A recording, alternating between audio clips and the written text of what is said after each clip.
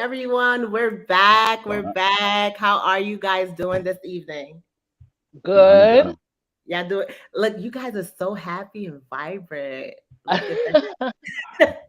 So, good evening, everyone. How are you guys doing tonight? Thank you for joining us. Type affinity in the chat or comment box if you are with us here tonight. Um, we're here to enjoy great conversations with one another. Come be a part of our panel. Don't just watch us. Subscribe to the channel. We are a family. Let's support one another. If you have a business, we're here to support you in your business, and we're also here to promote your business if you have one.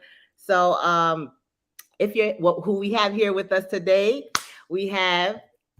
Go ahead, young lady. If you could just introduce yourself, who you are, where you're Hey, from. everybody.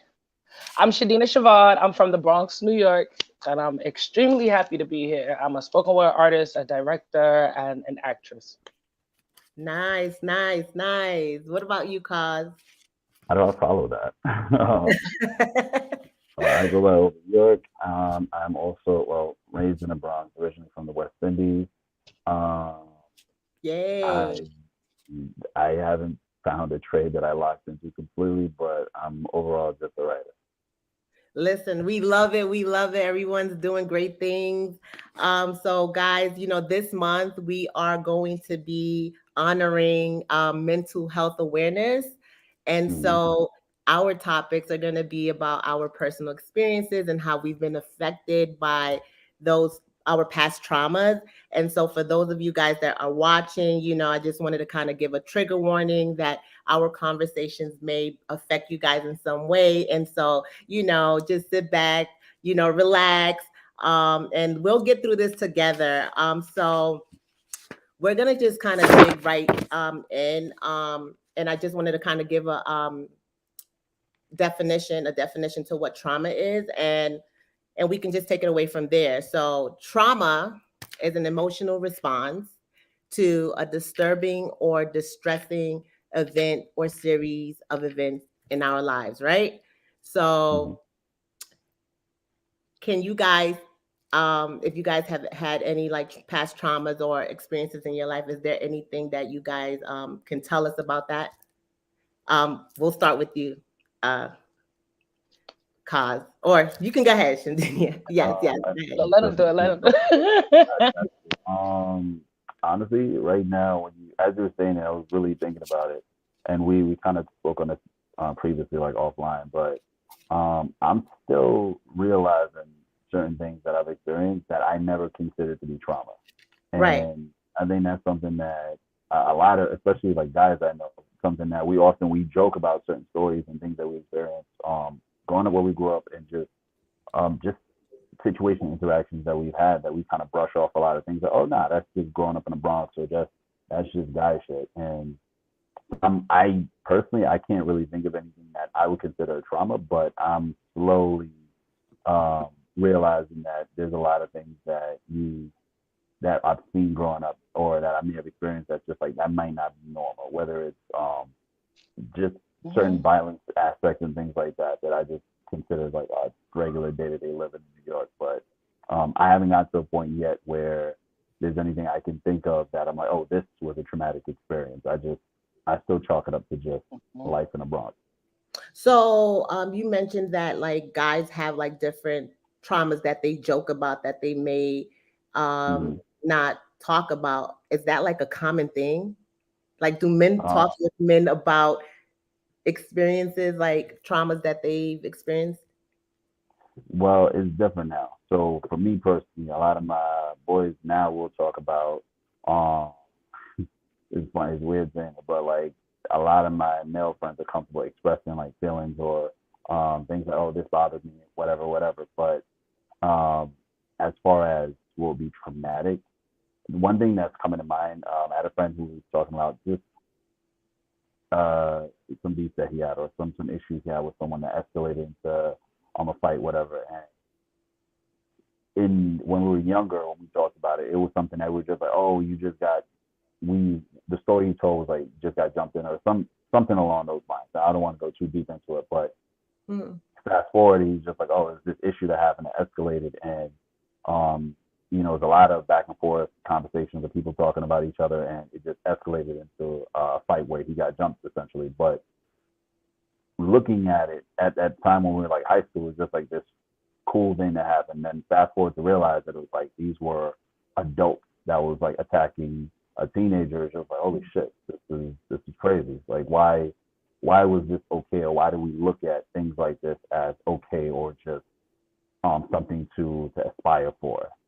So things like that where we're kind of hashing out and realizing like, oh, this was bad. But most of the time when we talk about these things, we joke about it, or it's like those not glory days. 'Cause life is great. I wasn't someone who peaked at high school.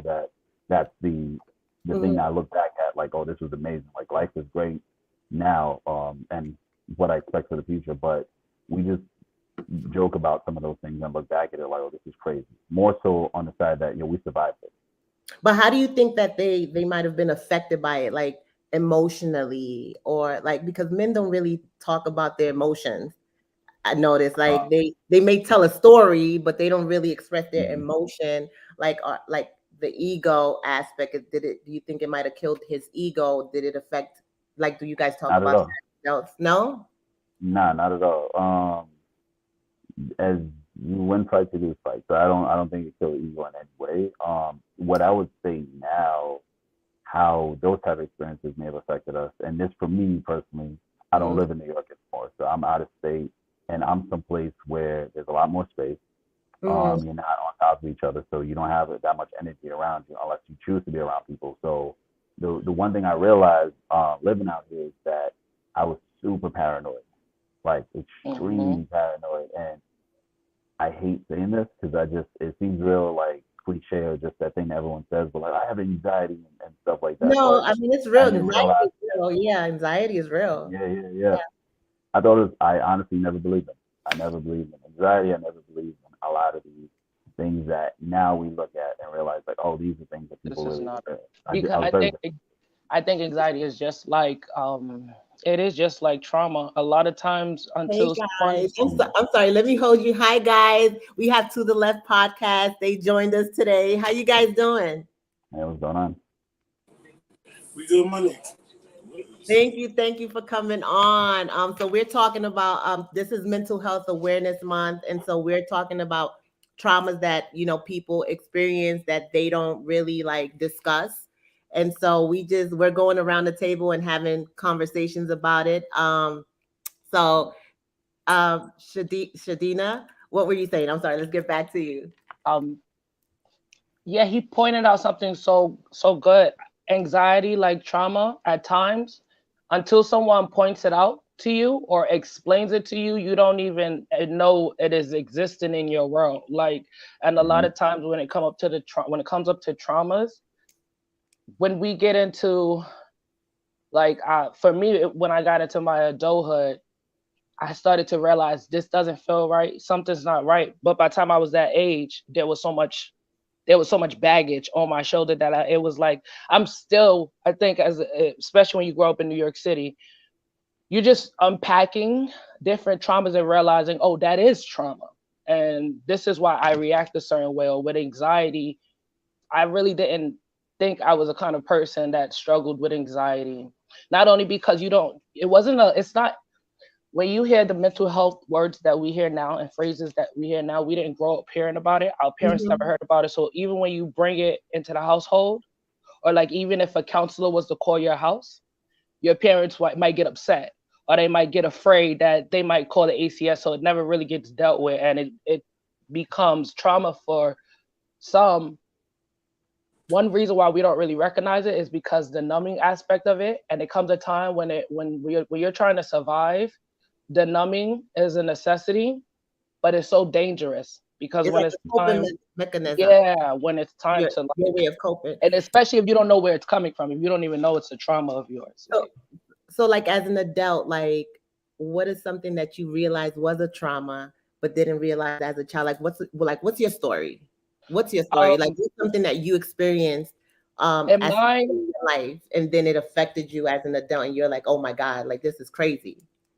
It's different phrases. Right now in my life, I'm in my 30s, and the trauma of family anger, I realize it does affect, like, to always think it's okay to operate with anger or to shut down, or Mhm. like passive aggressive anger where we're ignoring each other. Is that is very traumatic, and it does damage people. Like, to have a parent or a loved one ignore you as a form of, them trying to express something passive aggressive, it really does break down, especially a child if it's coming from a parent. And then second, Is as a that woman, something you went through like as a kid? yeah, yes, like, I think a lot of people, but especially for me, I'm realizing like my family's our anger and some of the issues that we have, but especially with ignoring. When I Mhm. see my siblings, or if I see my mom go through moments where they're ignoring each other, I now get a chance, years of watching it and realizing what it does. It really does break down. It breaks you down, especially when you're being ignored in the same household. It can Is break down so when you get older, you think you can deal with it. Okay, my mom doesn't want to talk to me, my brother doesn't want to talk to me for 2 weeks, but it does affect you. It really, that is a trauma that does affect you. You might start ignoring people thinking you handling the situation. And then just to move past the second thing that I feel like is a trauma for me that I'm really realizing I need to deal with, because it is trauma that keeps coming up, is sexual harassment, being molested, the catcalling and all of it. Like, you think it's not even that you think it's normal, it's not normal, but you watch that nothing is done about it, nothing is fixed about it, so you go on with life and you keep trying to, but the offenses, they get worse and worse. And that's the thing about unhealed trauma or unrecognized trauma.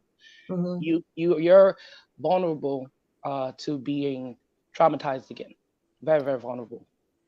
So what's up? What's up, Arlo? How you doing, Mario? So we're talking about traumas. Like, are there any like experiences or like things that you've gone through as a kid that you guys can share, or that you feel like you realize that at your older age now that damn, this is affecting me and it's coming from my past, my childhood or something like that.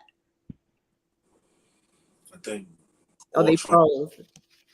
I think Yeah, go ahead, go ahead, go ahead. I think all trauma, if I'm not, starts in the household. Right. Like as a child, when you got Caribbean parents coming from Caribbean backgrounds and how they grew up, I'm pretty sure they had a notion of how that felt, but it's something that they're used to, so they just withdrawn upon you. And as you get as time progresses and you get older, you start learning to realize, like, wait, even you start to realize that when you're in a relationship with somebody and they just keep repeating the same thing, like, this is your problem, this is your issue. You're Mhm. like, where does this stem from? But then you look past on something that happened to you and what was your defense mechanism, and now your trauma becomes basically a part of your lifestyle. And trying to fix that when that's kind of what you understand, it's a difficulty. So you mentioned something about like in relationships, like people having past traumas in relationships. What are some of the things that you think people experience at home that cause them to have trauma in their relationships? Like what the young lady just said of Mhm. speaking aggressively or closing somebody out. When it comes to you being in a relationship and having a partner, if you don't like what your partner said, you just close them out completely. Mhm. It's like you're ignoring what they're telling you or how they're feeling. And that's what your parents used to do. Like, oh, you whatever, you'll get over it. And you bring that into your relationship now, it's not going to work. Right, right. What about you, Mario? What are your thoughts on that? It's kind of hard because my trauma is a lot different. Like Hmm. I had a mother who did it by herself. So her thing was, none of my kids are going to jail. None of my kids are going to depend on a woman. So we all know how to cook and clean and do our own laundry. So we would never need a woman for nothing. And then she was raising 4 boys. So our thing is we didn't get enough affection because Hmm. she didn't want affection to make us soft. And I get it because this is a single mother raising 4 boys on her own. So that part I got. So the trauma I was able to unpack it early because I was in the trenches with my mother, so I would know what she went through because I was there every day with her. Hmm. Um, So that kind of, it really wasn't a trauma for me. I mean, in some ways, yeah, but seeing my mother work hard and bust her ass, the only trauma she gave me was me being scared of being broke. So I worked Right. 2 jobs. I worked 2 jobs to assure that the money is always coming in. Like I rarely see broke days where I don't have no money in my pocket. Like that's really rare. And if I do get to that point, then it gets a little depressing. Right. Is there a such? Because It ain't that easy makes being me broke. It think ain't easy being broke. it's not. Like It, the money is like attached to my feelings. So when my bank account is low, there's nothing you can tell me that's gonna make me happy until I see over 2-3 G's in my account. Then I'm excited again. Like, yeah, I'm good. I'm good. Okay. 2-3 G's. Right? So my traumas aren't like horrible. Like my traumas kind of molded me to become exactly who I am. And then we laugh at everything. So I grew up with a mother that she really didn't get down on tough times. If we had rice to eat, she was gonna be like, well, you can make up a meat and act like you eat it. Right? I had one of those balls. So our trauma just became jokes. So it's like, listen, we eat rice. Pretend you got chicken on your plate and then eat that. And we laughed at that. And shit, I feel like because I went through that, I'm better for it now. So Right. It made you a better person. yeah, so trauma, I got a different meaning of trauma when it comes to me, because I generated with grind, hustle, and lessons learned. Right, right. So I've experienced some past trauma myself. A lot of people don't really know me as much, but for those that do, like I had childhood trauma. Um, I was sexually abused as a child, and I was 5 years old. And so I didn't tell anybody until, and this happened in Honduras, by a family member. That's exactly, yeah. Mm-hmm. Me, no, you ain't going on. Me too. Wait, what? And so, I didn't realize that it was a bad thing. I didn't think it was a good thing either. I didn't even realize it was something to talk about, or that I was even affected by it until I had children of my own. I spoke with my mother. I told my mother about it when I was 18 years old, and she was shocked. And she had heard of that person doing that to other young ladies in our family as well. Right. And so how I was affected by it was how I realized I was affected by it was when I had, a daughter of my own. And let me tell you, I'm a very super protective mom.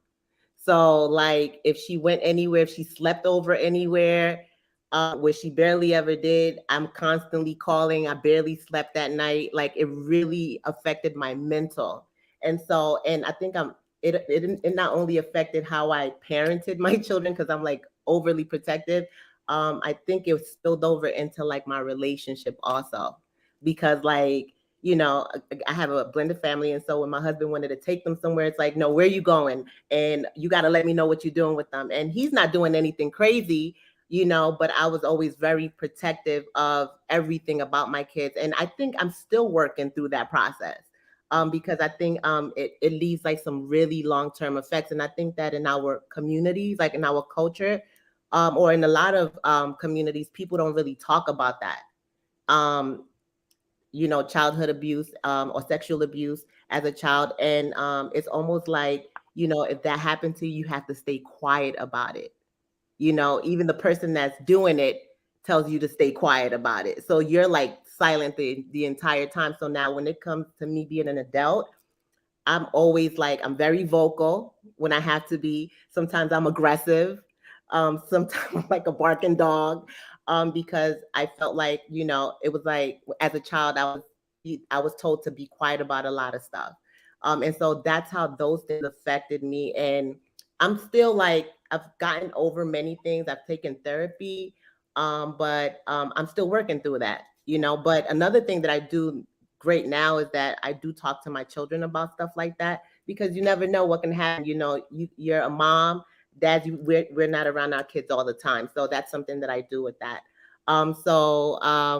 But going to you, Kaz, what are your thoughts on all of this? Like, after Well, hearing something like that.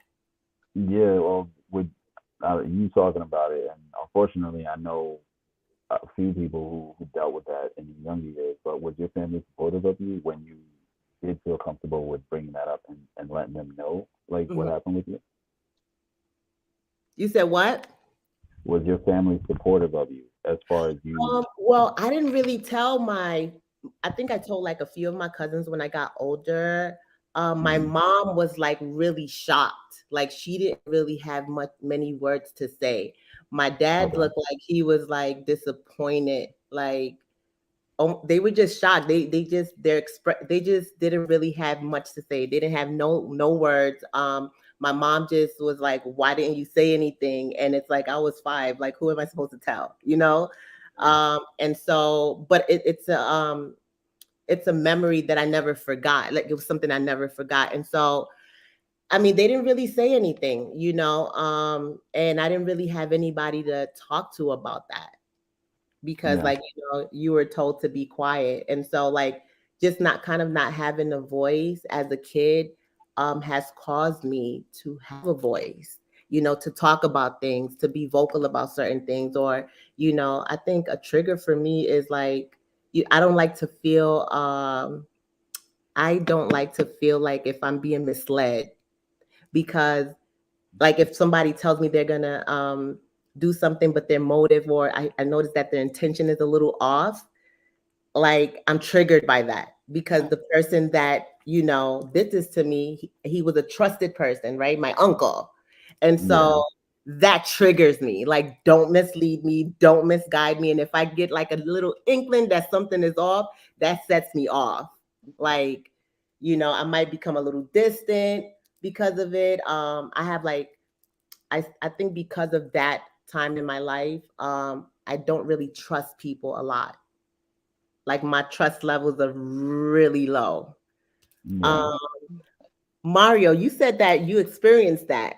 Tell us some more about this. Well, I don't really have the.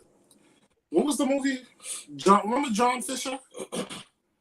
I haven't watched it, but I need to catch it. Yeah, it's a good movie. I'm about to watch that It's a too. good movie. It's a movie where there's this guy who he went through his trauma, and Denzel Washington played his therapist in the Navy, and Denzel helped him There you go. unpack his childhood traumas. It's a really, really dope Fire, mental bro. health. Fire. It's a good mental health movie to watch. Fire, man. Anybody watching, please go see that. It's really, really good. So my molestation story is kind of like his. I had an older cousin, and she used to play around with us, but she was extra touchy when it came to me for some odd reason. I don't know why, but this is Honduras. This is when it was okay for your parents to drop you off in June, and they ain't coming back to get. Oh yeah, They ain't coming back to get you till like August. Like, right, you stuck. right. So it was one of those hot summers, and I was in the bathroom, and she just came up behind me, and things got really, really awkward. I didn't really know what I was doing. I'm a little kid. I'm like 5'6". The only time I ever remember getting hard as a little kid was early in the morning when you went to go pee. I really don't have a lot of memory of it, but she was definitely touching me. I still see her to this day, and I get flashbacks of it. Like I want to say something, so she know that I know that what happened, but it wouldn't do. I don't feel like it'll do anything. I think I've kind of grown past it, but I'm comfortable in speaking on it because I mean she definitely was wrong in what she was doing, and she was definitely trusted. My mother trusted her son to be watched by someone who, unfortunately was a pedophile. Is it a pedophile? What's your relationship with women now? Straight, man. Say that again. She was a young girl, but she was older than you. She was older than me, so she got me by like maybe 6 or 7 years. So if I was 5, she had to be like 13, 14. So I feel like it's a learned behavior. So Yeah, I think it's a someone learned did it behavior. someone did it to her, and then she went and did it to me. But I never passed that on because that's just not my thing. Yeah, I ain't play that. Yeah, That was disgusting. too much. Cause What's you your had relationship with women now? he wants to know what's your relationship with What's your women. relationship with women now? Like, do you feel like that impacted or affected how you deal with women now in like your relationships? To be completely honest, my relationship with women is good. Okay. feel like I found my person. Mm-hmm. But it's just a lot of things that's in the way. It's still a whole lot of me that has whole ways, and I think it probably. I'm gonna keep it real. I have a lot of hoish ways, and because of those hoish ways, and then seeing my moms go through it, and then being sexually abused by a woman, women have led me astray and run amok in my life a lot. So I feel like it's kind of hard for me to be able to just fully commit and be scared of being disappointed again. Yeah, so that's why I asked that. Oh, go ahead. I'm sorry. Go ahead, Kaz. Oh, no, you're good. That's what I was saying. That's why I asked that, because I don't know many guys who dealt with it, but the guys who I do know that dealt with it, they tend to be more promiscuous or way more just out there when it comes down to like relationships. It's the settling down thing doesn't really seem to be their thing, and they have a negative relationship with sex. I love sex. But no, that could be the negative thing. It's negative. Where it's like, where it's like it's the unchecked vice. It's negative in a sense where it's happening with the plethora of people, but that's probably while you got the one that you wanna lock in on. So but I'm working on me. I work on me. Well, not even it's bigger than that. Like just with you, yeah. I think with a lot of guys, when it comes up to like that word wholeness or just being promiscuous, because no one really turns and say, hey, that's unhealthy, or that's ugly, or that might come from trauma, or there's something not right. You don't really recognize, or it's very easy to maybe smile it off or laugh it off. But a lot of times, besides the fact of like the other person, bigger than anything, you are going through those moments. That's going to be in you. That's what you. And so whatever you're giving off and getting in within that moment, because sometimes like wholeness for guys is not, or just sex. I don't even say wholeness, but like sex, like just being over sexual for guys, it's really not shamed, or it shouldn't be a shame. I just think it should be a conversation where someone maybe turns and says exactly what Casa was like, do you think, or would you consider it, is that causing you to have a bad relationship or any kind of effect within your love relationship? And I do think that for men, it is tough to realize healthy sex, unhealthy sex, and if it's coming from something, especially if you don't say it out loud, because I think you saying it out loud and us hearing it, we realize, okay. It's just the mental trauma. Just the mental trauma. Some dudes have horrible relationships with their mothers or whatever, and their hate for that is, I need to conquer a woman. So just having sex been really like hurt. They've been taking advantage of sexually. Sex, like, y'all take it down. And I do have a. No, go ahead. No, I got a question, but I want you to finish your comment because it's off. There's something else. And then dudes, us speaking about things that are traumatic to us, it's like nah, bro, we don't do that. Like, that's some punk shit. Mm-hmm. Yeah. And we get it from women, and we get it from men. Mm-hmm. Because your boy gonna look at you, and he gonna use that against you, like, yo, bro, remember that time? We just had a joke real quick. We just had a joke earlier that once I mentioned it, that we have a mutual family member that will literally come down the block and he's gonna play Touch Me, Tease Me, but just so he knows that we know that he knows that he's seen what happened. Problem with it. Because he's an asshole like that. And give you a hug and be like, yo, I didn't mean to make you feel uncomfortable, right? Oh man. Bro. But see, that's the thing. And that reminds me that we use humor, and it is a coping mechanism, but it does help. But being someone, my mother struggled with, my birth mother struggled with drugs. So my uncle would be like, you test tube, baby. And we would giggle and laugh. But as you get older, you'd be like, that's all right. That is not, not necessarily. But I do have a quick question for when it comes up to like anyone who has like a secret trauma or something that they've held on in for years.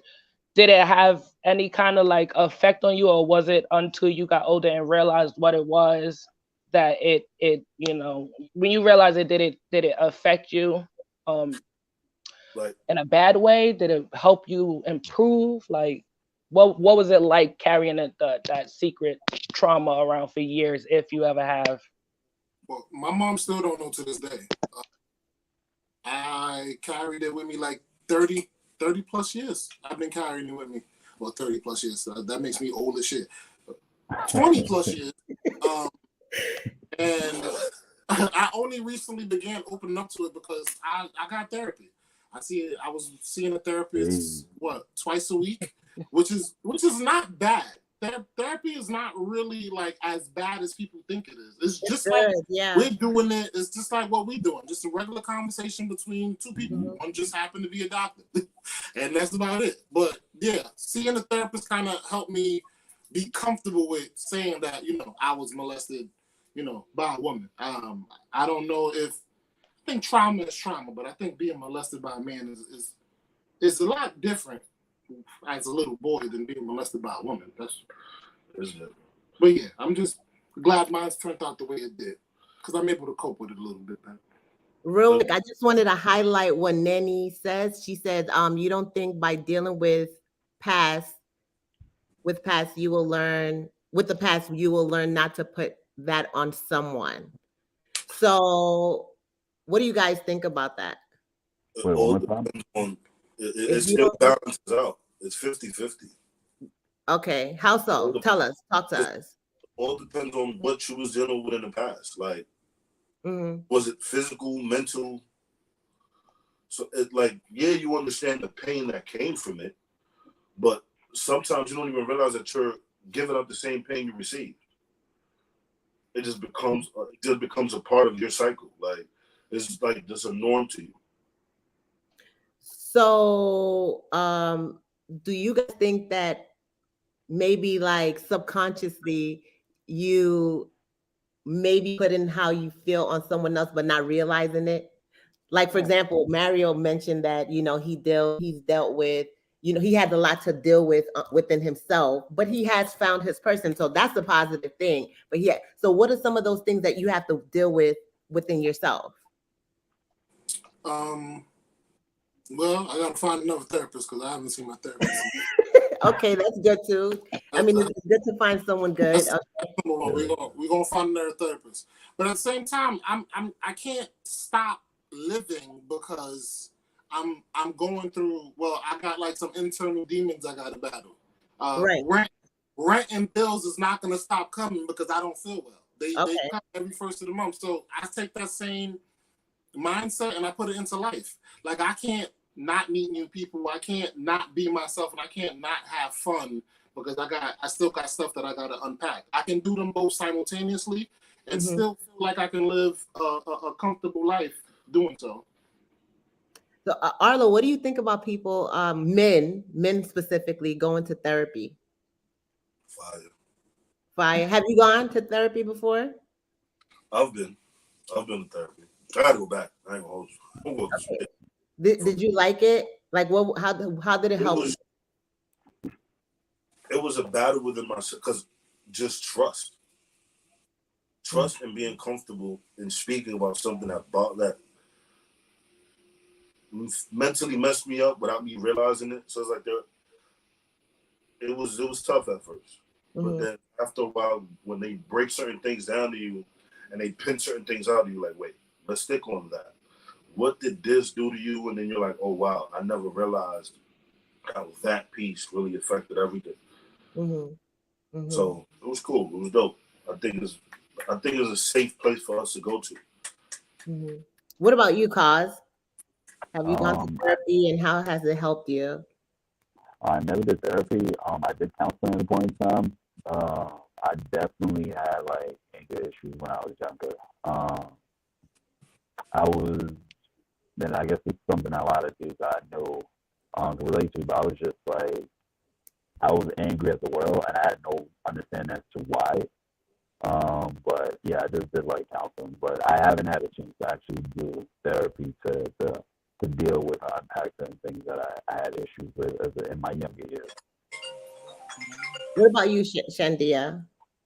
Listen, it's 2022. Sexiest thing on a man is therapy. But I Mhm. think just as a woman or just as a partner, the sexiest thing you could do for your partner, you know, not the clothes, it's not the, there's different forms of therapy that you can offer a person. So you don't have to necessarily offer them a therapist, but there's different forms of therapy. There's musical therapy, which deals with being Mhm. in the studio. There's Mhm. visual therapy, which deals with like arts and stuff. There is working out is a form of therapy. I think that just offering it and men seeing men do it, it is so helpful because I could be in a group of like men and say, listen, this is what therapy did for me. But it is true. Our walk of lives are very different. Very Mhm. different. So what like when it comes up to the anger in me, when I think about school and stuff, you walk in the house and you say, I got into a fight, your parent be like, you better go back outside, whoop some ass. It may be completely Yeah. different for a man, like if he gets beat up, like it's a whole different kind of trauma. Mhm. So I just think that 2022 and moving forward, the sexiest thing besides a suit and a tie and some God is like literally therapy, like or just like seeing yourself evolve in different ways. Because sometimes I can't afford a therapist, but I've realized there's so many different ways to get it on now. So like if people really do like, because a lot of guys like to be in the studio, they like to make music, but it's like when you go to the studio and something like that, you need to look at it as a session in a therapist. Like you need to clear the studio out with your boys. You need to be with someone that you're really comfortable with, even if Mhm. it's your lady or just with yourself, because those moments will help you continue to like just move forward and encourage you. Oh, this makes me feel good. Let me go keep doing this. Oh, sitting down with this person makes me feel good. And the last thing I say about therapy, the person who made me feel like, oh, I wasn't crazy, because that's the first thing you get offended when somebody say, I think you need therapy, Mhm. was my mentor, Miss Rhonda, and she said therapy is 1 hour or 2 hours all about you. And if you could just like, that's literally all it is. It's just 1 hour all about you. And I was just like, wow, like we do so much in this world. We don't even stop for ourselves. But imagine like once a week, twice a week, we know for a fact we love ourselves so much that we just giving ourselves 2 hours out of all of the hours in the week. That's the least we could do, because we do deserve it. And black men, they absolutely not only deserve it, but I need for them to have it, because you guys are my role model. Like black men are superheroes for me. Like I love them. I've always like just looked at you guys as just like the answer, Well, So let me ask you real quick. Are you in a relationship right now? I'm not in a relationship, but I do. I would love to, as I move forward, someone. It's not about being perfect, Mhm. but every man on this platform today, just the fact that you're willing or you're open to this discussion, or you're open to it, that is a turn on for a lot of women. Like to know that you're really serious about that. You're not just posting it on Instagram. Like you're really doing something about it. Right.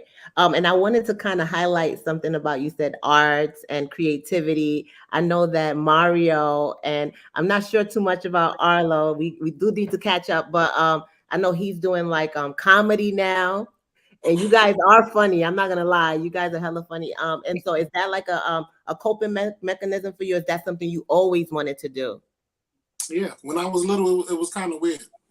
I kind of felt ugly when I was little, so I always told jokes. Me too. So the girls would laugh at me. So I always told jokes so the girls would laugh at me and be my friends. And then after that, I'll try to get the draws later. But Okay. now, you can't tell me nothing. I'm like 1,000,000% confident in myself. So therapy definitely did help. It helped me when I was younger. It helped me when I was poor. It helped me now in my old age. So, Comedy. I mean, sorry, comedy. Yeah, Comedy. comedy. Thank you, sir. Appreciate you. So yeah, comedy has always been a thing for ages and ages. All my best life experiences is through laughter. So I'm sticking with it forever. So what had you feeling ugly? I want to know, Arlo. Like, what had I, you guys feeling ugly? I had the awkward. It was awkward for me, right? Mhm. Right now I'm in my 30s. But if you listen to my voice real carefully, you can tell that puberty skipped my voice box. So I'm stuck with that. Especially when he's trying to explain something and you're not trying to understand. Oh my God. Right, that my piss get higher, and you laughing, you Oh, get pussy, Now I gotta give it up real filthy for you to understand that it's not a game.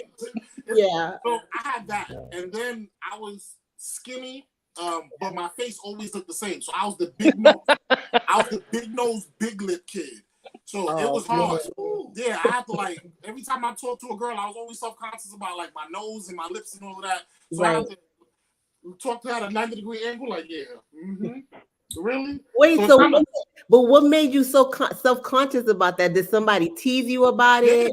And teased. You know, kids didn't give a fuck. They'd be like, this nigga could smell problems. Wow. It was bad. But growing up where I grew up, if you didn't know how to snap on people, you wasn't going to survive. So I used to eat those jokes. That's true. I used to eat those jokes, and I used to give them right back. You want to talk about bullies? Or they used to cut you out? It was bad. Bullying in the 90s was horrible. I can imagine. I've been through it too. I never had a fight where I didn't cry. I kid you not. When I was a little, I could not. There was bullying. I had to fight, but I never was a fighter. I just had to fight. So let's read what Nikki said here. She said you found your person, but you here triggering other people's traumas. Why not sit down and really figure yourself out instead of hurting other people? So to answer your question, ma'am. I appreciate you commenting. We appreciate your comment, yeah. When I go into situations or relationships, I go into it open and honest, right? Okay. So I really don't hide my personal life from anybody. Okay, yes. But what I do, if a new situation is welcome in my situation, I let that situation know what I got going on with me, and then the decision is in your hands, whether you want to continue or whether you feel like you don't want to pursue this anymore. It doesn't stop me from being exactly who I am, because I'm still. Why do people think that's the new normal? I've noticed people, when it comes up to like relationships, when they started, they hit you with every bit of truth, aka red flag, and it's their truth. And they're just like, but this is what it is. So let's go with it. Let's go. And it seems like the new intro. You don't even. Well, I think heal it. You heal it. Don't necessarily move. Because a lot of times I just feel like right now being single. I've been single for about years, but this like last 2 years, it just seemed like people are coming and they're just like, this is what I got going on, and here it is. And I'm just wondering, like, is it because you know how like when you're too forward, so you can't, it's hard to tell if a person is being too forward because they're trying to kind of like have their own back or do, have, I don't know what it is, but it's not helpful. You're saying that his upfrontness, him being upfront with everything, laying it out on the table. It has become a new trend. It seems like, it feels like now this is the new thing where people will say, hey, listen, I just got, not saying you, but people be like, yo, I just got out. I got 2 girls and I got a sex problem, but I really like you because you're really beautiful and you're different. You know what I'm saying? And I want to know, like, if you want to move forward, let's just go on a date. It don't got to be serious. But I just wonder, why is that the new, I don't know if it's the new normal, if that's what I'm experiencing. Because the new trend is just be honest. Just be honest. Therapy's the new trend. This is what women been asking for years. And men don't even know how to be honest. And some women say, well, you get the pussy faster by just keeping it real. Well, okay, so let me I'm going to be as real as you need me to be, baby. We don't know how to. Ain't that a good thing, though? It's keeping it real? Nah, just out from the jump, letting you know like what baggage comes along with it, and just like from rip, just saying, hey, this is what I got going on, and then just letting it go. It may not, the things that's going on may not be good, but they just letting you know, like, hey, if you sign up for it, this is what comes along with it, and this is what your expectations are. But a lot of times, believe it or not, I gotta get this book because there's this book that I'm reading right now. It's in my book bag. I don't want to get up and leave, but a lot of times people are telling you that type of truth. Mm-hmm. In a way where it shouldn't be meant to be used in something like, well, I told you this in the beginning. As a crutch, right? And I think a lot of time it is. And a lot being you want somebody that's truthful and honest, but you also want some and some truth that has integrity with it, some truth that also has like you telling me your truth. I want you to know how realistic. Why, if you're telling me a truth, like okay, I have two different girls. If you tell before you tell me that truth, if I say that truth to you and it blows your mind, or it, because if a person is I could be off, but if I tell you, right, I have anger issues and I have a little bit of a sex addiction. And I'm also, I'm not looking for something serious, but I'm talking to two guys right now, and you're involved with me. It's not that I'm not going to make, it's not that I'm going to take you for granted, but I might just take you for granted because you're willing to accept me with all of this, as opposed to not knowing what you was getting into, seeing a person and saying like, you know what, I see your issue, I see your hurt. I'm not here to leave you. You can't just abuse me and hurt me, but I'm gonna let you know I'm gonna rock with you. We could get through this little funk that you have, where it's like a lot of times, and I feel bad for doing it. It did not help me. Letting guys have that benefit of the doubt, understand where they're coming from, where they're like, it's hard for me to be in one relationship. You want to work with them, but it does break you down, and you ask yourself, well, because it just sounds like it sounded like the new norm. It sounded like this is what a lot of people are doing. So I'm like, okay, let me try to work with you and really see what's going on. But it didn't honor me, and it didn't honor the person either, honestly, because they really was not going to stop, wasn't going to change. They told the truth because they wanted me to understand. I feel like they wanted me to understand what it was, not because I didn't mean to hurt you. It was like a crutch. But then you're doing yourself a disservice though, because it's like if he come out what You I, said I it's look a at disservice? yeah, you're doing yourself a disservice. So how I look at it, if a chick pull up and it's like, yo, she says she got this going on with her, if it doesn't fall in line with the things that I'm looking for, huh? I got 3 kids. Oh, then yeah, that's not something I care for. So now I know, all right, cool, this isn't gonna work, and I just keep it moving. Versus me give the benefit of the doubt or try to work with something that I know doesn't fall in line with what I want.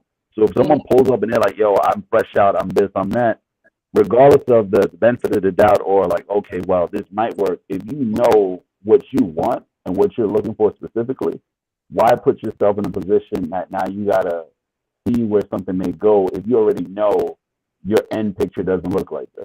I could be wrong, but I don't really see a lot of women coming up to men with that, hey, this is just to let you know. But I feel like for me, my experience as a single woman, it just seems like it always comes up with a pre-speech or something. Not all the time, but a lot of times nowadays, what he shares or what he was saying, hey, this is who I am, this is what it is. I don't think it's coming from just I care about it. It's not just necessarily coming from I care about you. That's why I'm telling you this. I think it's coming from but I told you so. I think accountability is sexy. Accountability, responsibility, therapy is sexy. So this is why you give in the notification of letting them know. This is what okay, you're right. It entails this. If that's not what you aligned with, you still guaranteed to have a dope ass time. You still guaranteed to laugh. Still guaranteed to go out on a couple days. That doesn't change it. But you know what my background is up front. Mm-hmm. As far as men really, that's what I'm saying. Not for me personally. Kids and stuff like that aren't as big as a red flag for men as it is women. If you tell a woman you got 3 children and 2 baby mothers, it's over. You automatically are in like the 20th percentile. I don't know. I think women are willing. Once I got to the 30s, I realized kids come with it, but men come with a lot more. It just seems like some of the things that we accept or we're approached with, it just is sometimes out of pocket. It's kind of weird. It's strange. I mean, if a woman is weird, and again, I'm still single, so I'm not settling for anything. But I just always wonder why do guys they're so blunt now. I want to ask you a question, Shadir, but what was Arlo gonna? Arlo was gonna say something real quick. You said men are weird. Niggas is weird. Why? Because there's a lot of women that watch the show, so they're gonna want to know why. Niggas don't know how to be friends to their own niggas. So what do you mean? What do you mean? I need you to elaborate. Mm-hmm. So when it comes to men, right, and it comes to, like I said, when it comes to men trauma or situations or what we're going through, some dudes are just around to garnish what the other guy has. What do you mean? How so? If I know he gets to a bad, okay, and I know he like to go out, I'm gonna go out with him. Okay. If I know my other homie is always around chicks, I'm gonna go out with him because he's always around chicks. Okay. If I know one of my friends is flashy, and I'm broke, but I'm trying to look good, I'm gonna go tip with him. They're using other people.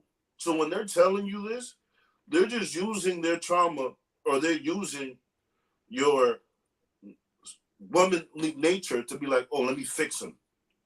Yeah. So when men are trying to fix women out there, it's being a predator. Because at the end of the day, I'm already telling you what I'm going through, but let me see if I could use your womanly nature of being nurturing to try to fix me or make you feel like you can fix me. Dang. That's crazy. Yo, everybody just looked up and was like, oh, wow. So is this like, so women dealing with a lot of predators out there is what you're saying? I think we both are. This is a whole nother conversation, but yeah. It's like what men do verbally, women do physically. Okay. What do you mean? I need you to... Hairs, nail, makeup, making sure certain shit look tight, making sure the dress look, making sure the body look crazy. You don't give a fuck what her issue is. You just like, yo, she bad, I'm buying her a drink. But niggas don't give the lip service and say the things that she want to hear. Now, here's the thing. What I'm saying is, she could play that role for a long time and be a mommy chula for a minute. Next thing you know, you find out she crazy, but she got you hooked on phonics. Now you hooked. Because she doing things that you want her to do. Same thing with men. Well, let me... Go ahead. They're going to take advantage of the fact that you want to nurture them. And then they're going to do their bullshit. I mean, a woman's true nature is to take care of a man. So if it feels like as long as she's playing that role, that she's doing her part. And then the man's nature is to take care of a woman's needs. Turn a house into a home, take sperm, make a baby, stuff like that. So we need each other. Trauma. I think that the way we are approaching and the way we are with each other now, with the love and the dating, it shows a lot of the trauma. Like women saying, "Oh, if you ain't got the bag, if you ain't this, if you ain't that," men saying, "This is, hey, I'm gonna cheat on you, but it's all right." I just think that, again, that's coming from traumas that we don't identify. Yeah, we're not holding each other accountable. We don't know, not knowing something is an issue. Like not knowing trauma is trauma. It can again be very, very dangerous. It's a necessity when it comes up time to survive. But when life is not calling for you to survive and just live, that trauma is dangerous because it's leaking over. Like the way we loving on each other, we're not loving each other the right. You can see it in the music, you can see it in the way we handle each other. But trauma, it just, whether we recognize it or not, it's here. It caught up with us. It's reeking. It's outside in the streets with violent trauma, sexual trauma, verbal trauma. It's here. So. Because what they're doing is they're forming trauma into this art form that at the end of the day is captivating. Like nowadays, I feel like when it comes to men, we love, it's kind of weird. It's almost like men kind of love with emotions and women love financially. So it's like, it's almost like, okay, you could be a great dude, but you're not getting to the bag. So at the end of the day, this ain't gonna work out. Yeah, so that whole catering old school woman that y'all still think is around, that traditional woman, she's being pushed out. That traditional man, he's being pushed out. And it's not by traumas. The thing about it is this. I don't think the traditional woman is pushed out. I think the traditional, like, some men are so focused on trying to keep up with the Joneses that they're no longer paying attention to that traditional woman. Like, so I ain't looking. Well, no, go ahead. Like, but I ain't looking for a girl at a club. Okay. I don't give a damn if you're having fun. So where are you looking for a girl at? Trader Joe's. Nah, I don't know. So you're looking for a woman that can cook? You're looking for a woman that can cook? Yeah, the Trader Joe's, you better be buying some nice ass water. I know you take care of your body physically. Okay. Okay. Well, real quick, Erica Arzu said men and their warning labels. What do you guys think about that? Warning? What you mean? Warning labels. I mean, it's What good. The warning signs are good. I mean, you're not like, just like men aren't allowed to use the crutch. Well, I told you before you knew. Women can't say that they didn't know. The red flags was already there because he told you what the red flags were, and you still proceeded. So now, who fault is it now? Like, at some it's point, when did you yeah. take the responsibility to say, you know what, that was me, I fucked up, but I know better for next time? And I think that too, like a lot of us women, like I think I've experienced that where someone would like hide something and then I would find out and it's like, well, they should have been honest. And I think a lot of women go through that. And so like knowing sometime I think is a lot of times or any time I think it's better because then it gives you the choice of whether you want to deal with the person or not. But then on the flip side too, like when men use those excuses later, let's say the woman decides, okay, I'm gonna take it on, but then we decide we're gonna be with the guy, and they use that as a crutch, then that also becomes a problem. So I can definitely see both sides, but for me, definitely like being honest up front in the beginning, I think that's great, because then you get the choice, you get to pick who you want to deal with. Shelly said victimizing women vulnerability. Do you guys think that well, I guess when you look at that, what do you guys think when someone says victimizing a woman's vulnerability? Do you think that these women are experiencing a level of trauma that they're always being victimized or they feel like they're victimized? I think I'm not even speaking for women. I want to not even make it a woman or a man. I think that Mhm. a lot of us are, our things, our trauma, and some of the stuff that we've been through. It is being victimized because we're, again, like I said earlier, we're vulnerable to repeating it again. We're vulnerable to doing the same things again. Like, so even when it comes up to just warning labels, is on it's on a lot of us. It's not just something that just comes with men. It comes with women too, but a lot of times we're just not speaking up about the warning labels, or we're trying to make it okay.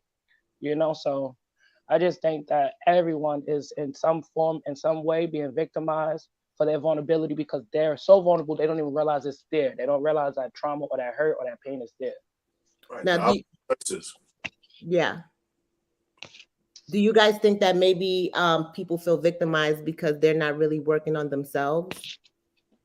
Like if there's a lack of self, like there's this whole idea of being a victim all the time. Do you think that comes from like a childhood trauma or like a trauma, like someone experienced something where they're feeling like women? There's a lot of women that or people. There's people that play victim roles all the time. all the Is time. does that Yeah. come from a traumatic experience? Because like I can list a lot of things about myself that like, okay, I might have been a victim, but it wasn't that I was a victim. It's because you know I made the choice to do certain things. I was aware, I was conscious. So do you guys think that people, women or men, play victim, or they're just used to being placed in this victim category because they had like past traumas? I don't know if I put it on traumas, and I don't want to make it a split thing as far as a battle between the sexes. But I date women, so for me, I feel like a lot of women do play victim in some instances, or more so they lack accountability.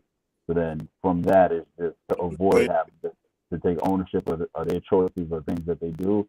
They play the victim role, which I really don't want to make it into Right. I mean, what's your experience? What is it? What have you had like something similar like that happen to you from your perspective? I my experience and my perspective, I have yet to meet a woman in some capacity, or a woman that I've dealt with in some capacity, who's able to take accountability for actions or choices.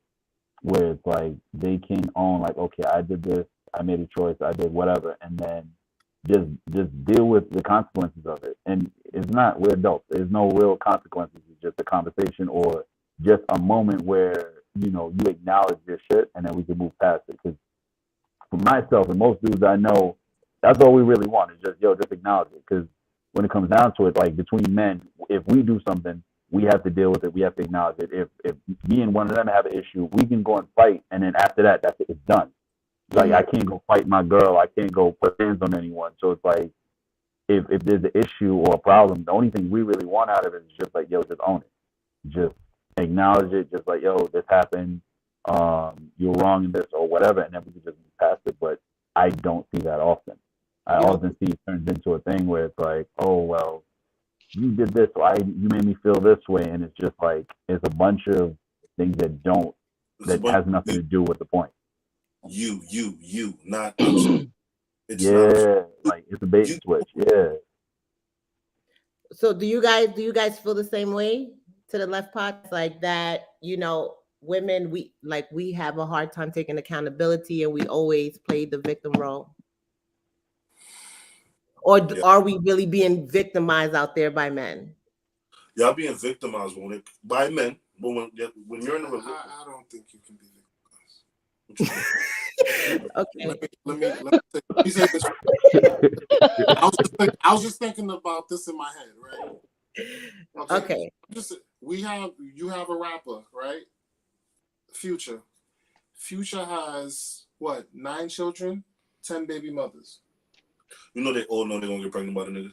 That doesn't stop women knowing that the nigga is an ain't shit dad. That's not gonna stop women from not getting pregnant.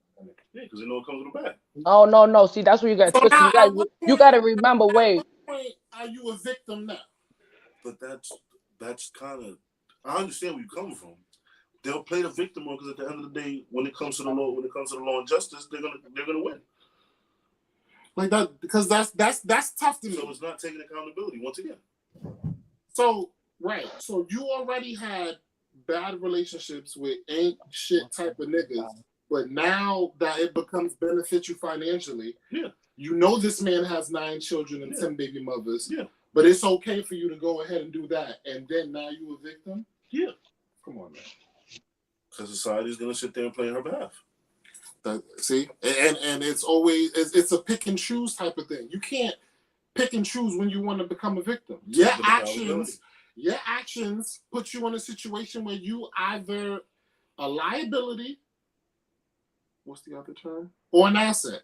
It's only two things. Come on, public school. It's only 2 things you can either be in this world. You either a liability or you an asset. And some people were victims and some people victimized. Everybody at one point or another played both roles. Yeah. And that's life. Life is a balance. You're gonna get what you give. That's just it for me. Because that's tough. How a woman can sit there be in bad relationship after bad relationship, but this man has a history of bad relationships, but because it's beneficial to you in some sort of way, you're still gonna pursue that, knowing that it might end bad. Right. It just comes with a purchase. Right. Real quick, Aziza, she says, parental trauma, and we spill those habits into relationships, whether intimate, parenting, and or friendship, especially when not addressed. What do you guys think about that? I was just reading that one, and it kind of goes back to my fault, I'm not gonna name, but what you were talking about as far as the growing up in a West Indian household. Something I never realized that was, and I still don't feel like it's trauma personally, but something I feel like it's a bad it's a bad thing that happens in West Indian households or not Black American households. The lack of emotional vulnerability. Like we grew up in households where parents aren't emotionally available, and as an adult now, that's the biggest thing I kind of realized, that I'm like, yo, I'm not emotionally, I'm not easy to deal with. I'm not very receptive of someone's emotions or how they feel about certain things, and it's hard for me to have empathy towards to people or to my partners when they feel some sort of way about something. So, do you have a hard time expressing your emotions because you? I'm better with it now. I'm way better with it now. But growing up, I was super. I wasn't approachable. I was not receptive to. If I said something, you felt some sort of way. Yeah, like I didn't really care. Like I was just super Like, nonchalant, like so no fucks given. nigga would just drive off. Like, yeah, I'm holler at you. When did you realize that you were not as emotionally available as well? Who, me? You tell me. Yeah, cause When did I realize I'm not emotionally available? yeah, when you weren't. Um, When did you started working on that? when I went to counseling. Okay. When I went to counseling, that's when it kind of clicked for me, and then it was just like I realized that a lot of interactions that I had, where I would just be either I'm aggy about something, or I'm just dismissive to it. It was just a bunch of negative traits that I adopted from just growing up, and I didn't realize that that's how I led in every relationship I had, whether it's friendships or intimate relationships. I was super just unavailable emotionally, and then it's like if I was in the mood to deal with something, I'll deal with it. If not, it's just I didn't. It was quiet for it. I didn't care to hear about it. That's good stuff. I like that too. Mm-hmm. Yep. Oh, That's a fact. Are you working on that, Mario? You're it takes me a while to get to that point, but Okay. once I hit the I don't give a fuck button, then Lord, I really Don't give a fuck. really don't give a fuck. Like I Right. will block you, walk past you in the street, and it get real dark. And I really try my best not to get in those type of spaces, which is why I laugh off 80% of my pain. I laugh off because if I get in that dark space, it's gonna be a long summer.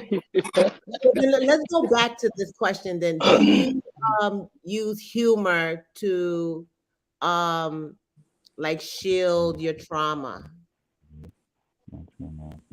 Absolutely. You do. Yeah. And so how do you get to really deal with it? I'm talking about it. I'm not talking about it in a serious setting, but Right. usually 9 times out of 10, you get the truth from jokes if you really listen. Like if somebody says something when you walk into a room and he's trying to be funny, there's some undertone hate. Okay. So That's there's some truth there. You just got to find out when I've to seen be that able before. to pick it out. Right. Right. Okay. That's good stuff. That's good stuff. You was gonna say something, Shandaya? I'd like to comment also on a on the victim that because I Okay. really loved what they had to say. I had a different experience with that word victim or being a victim, and I realize right now so I've always been in denial about don't ever call me a victim. I really I took pride in being a strong black woman and being just like my mother, resilient, strong. And there's certain words that I just did not like. I don't like the word victim. And my whole life, I've dealt with some form of sexual harassment or some type of just being taken advantage of. And because I'm this strong black woman, I don't want to be this victim. It really took me a while to wrap my head around certain things that happened. So recently, I was raped and I just could not I couldn't say victim. They kept saying victim. And then it was a detective who said, this guy, he goes to specific, he always goes to this bar because this is a bar of young black girls who he feels like he has drugged and raped before and he's seen himself get away with it. So you were a victim because he thought that you were someone that he could take advantage of because you were a woman and you were black. And to him, you guys don't get a lot of justice. And I was just like, when you look at the definition of victim, there's 3 definitions of victim. When you really look at that definition, it took me forever and a day until she put the words like that he was praying. There was something about you that was vulnerable to be prayed off. And I was like, I'm not a victim. I didn't but when she said it and I really accepted, I'm not talking about playing victim. I said when I really accepted what that was, it made it very clear to me that a lot of the rapes that I denied and that I've been just strong and I've literally just been going through life, trying to speak to people, being strong about it. But it wasn't until the last time when I really realized, damn, I'm a victim. And then I realized, okay, there was so many other moments where you were and why you were considered a victim.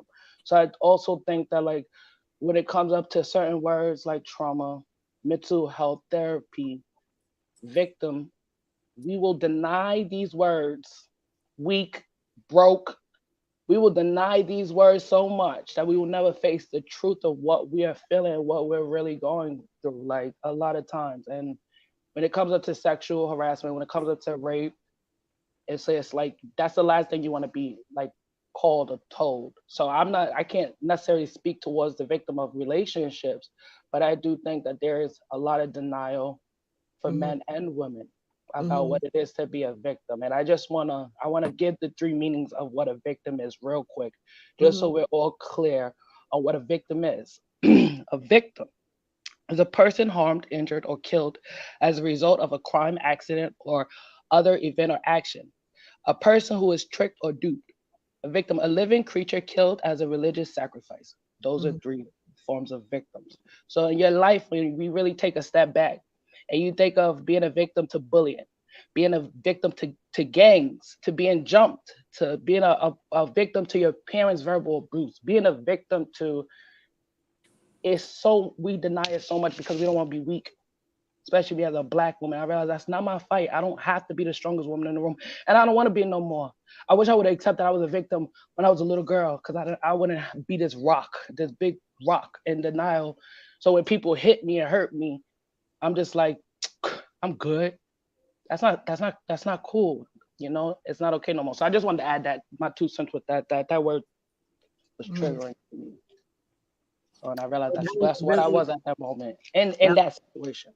yeah, that was really good stuff. What do you guys think about that when you hear her expressing herself about that?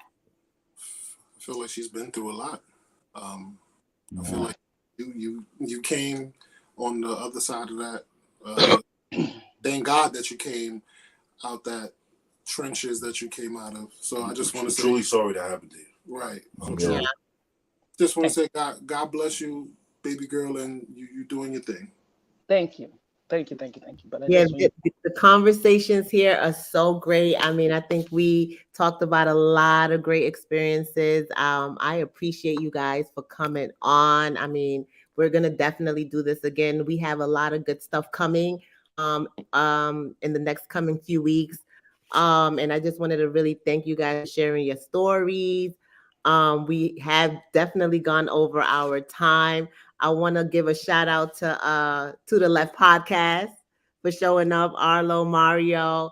You know, you guys are amazing. I want to give a shout out to Cod. I want to give a shout out to Nice. Shandea. You know, you guys are amazing. So definitely go follow To the Left Podcast. They're on. You guys could go ahead and tell them what days you guys are on. We usually do YouTube and Facebook Live Thursdays at 8:30. Mhm. Uh, Thursday's topic is going to be the whole phase. We've all been through it. We've all done it. Just shine the light on the whole phase and it being normalized, because it's okay to Right. have a brief period in your life where you was a little promiscuous and having fun. As Yeah, long it as is. you were safe and didn't end up pregnant or with an STD. We should do it on STDs too, because a lot of people be out here burning and thinking that, Niggas be low about it, bro. yeah. Niggas be low. That's what. That should be crazy. I be looking at niggas I know. like, you violent. I got a friend of mine that went to a clinic and then saw another friend, and you would have seen the way the dude was dressed. You would have never known it was him. Dressed Oh my God. hat all the way down. It's not until it's not until the doctor like called the dude full name and gave her confirmation that that was him. Oh my God. Listen, you guys gotta go check it out. I think it's amazing. I watch it. You'll be a part of everything. Kaz, next, what's going on with you? I haven't started releasing anything yet. I just started back with potting, so it'll be a little bit before I'm fully up and running or putting anything out. So just give me a few weeks and I'll be back to full speed. And we'll definitely be there to support you. Shande, I think she sent everybody a message on the chat. You wanna let them know? Oh, I was just recommending to the two fellas below that a duo comedy is like one of the hardest, amazing forms of comedy, and you guys are really on point with it. I got great chemistry, but there's some people y'all can check out and like research because they're really really good, and I think y'all bounce off each other good. But as far as what I have a book on Amazon, Child of the Ghetto, which is Oh, yeah, I'm telling a you, that's it. poetry spoken word book, and you can get that on What is it Amazon. called again? Child of the Ghetto, and it's a Okay. collection of poetry, monologue, and song. That's dope. How long it took you to put that together? I'm gonna say 30 years because that's how long it took me to get it out. But I want to say about 3 months when I put my mind to it. 3 months. You have it in Amazon? Mm-hmm. Shout out to the ghetto. That's great. So any last words from anybody? Let's start with you guys. What's your last word, Jerry Springer? I'm chilling. But I'm sorry that happened to you. You still on that? Yo, that's the blue. Like I'm telling you, bro.